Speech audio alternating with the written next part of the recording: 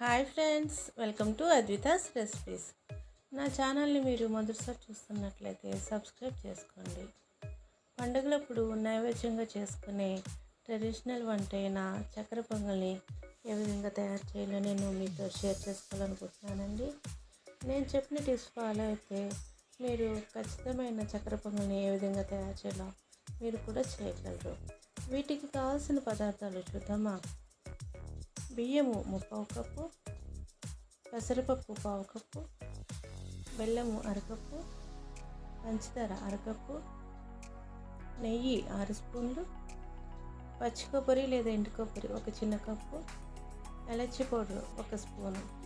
ముందుగా మనం కడాయి తీసుకుని అందులో 1 స్పూను నెయ్యి వేసుకుని ఆ నెయ్యి కరిగిన తర్వాత అందులో పచ్చి కొబ్బరి లేదా ఎండు కొబ్బరి వేసి బాగా వేయించుకోవాలి.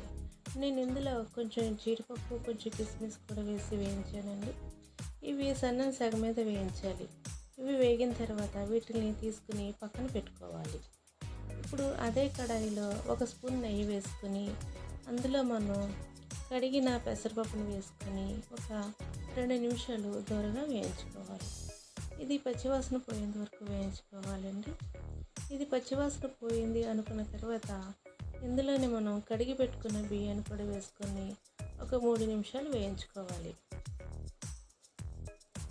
వీటిని బాగా వేగిన తర్వాత ఇందులో మనం 1 కప్పు బియ్యము, పెసరపప్పు వేయిందండి. ఆ తర్వాత దీనికి 1 కప్పుకి 2 కప్పులు నీళ్ళు పోసుకుని అన్నాన్ని బాగా దగ్గరికి అయ్యేలా చేసుకోవాలి. ఇందులోనే రుచికి తగినంత ఉప్పు వేసుకొని ఈ అన్నాన్ని ఉడకనివ్వాలి. చూసారు కదండి, ఇది అన్నము బాగా ఉడికిందా లేదా చెక్ చేసుకోవాలండి. ఇది బాగా ఉడికింది అని అనుకున్న తర్వాత ఇందులో మనం తరిగిన బెల్లాన్ని వేసుకుని బాగా కలుపుకోవాలి. ఆ తర్వాత ఇందులోనే 1/2 కప్పు పంచదార కూడా వేసుకుని బాగా కలుపుకోవాలి.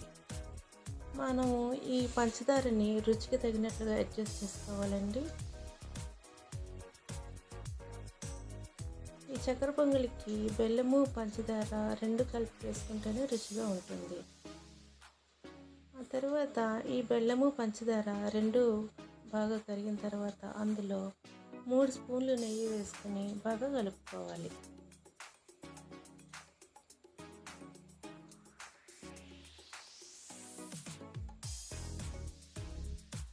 ఈ నెయ్యిని బాగా కలిపిన తర్వాత ఇందులో మనం ఎలచి పౌడర్ని, అదేవిధంగా వేయించి పెట్టుకున్న జీడిపప్పు, కిస్మిస్, పచ్చి కొబ్బరి ముక్కల్ని బాగా కలుపుకోవాలి.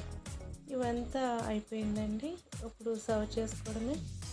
ఇప్పుడు ఈ సర్వ్ చేసుకున్న దానిని ఒక గిన్నెలో తీసుకొని వడ్డించుకోవడమే. చూసారు కదండి, ఎంతో ఈజీగా చేసుకుని ఈ చక్కెర పొంగల్ని మీరు కూడా ఇంట్లో ట్రై చేసి అది ఏ విధంగా వచ్చిందో మీరు నాకు కామెంట్ చేయండి. మీరు నా ఛానల్ని సబ్స్క్రైబ్ చేసుకోవడం మర్చిపోకండి. నా వీడియో కనుక మీకు నచ్చినట్లయితే లైక్ చేయండి, షేర్ చేయండి, కామెంట్ చేయండి. సబ్స్క్రైబ్ చేసుకోవడం మర్చిపోకండి. Thanks for watching.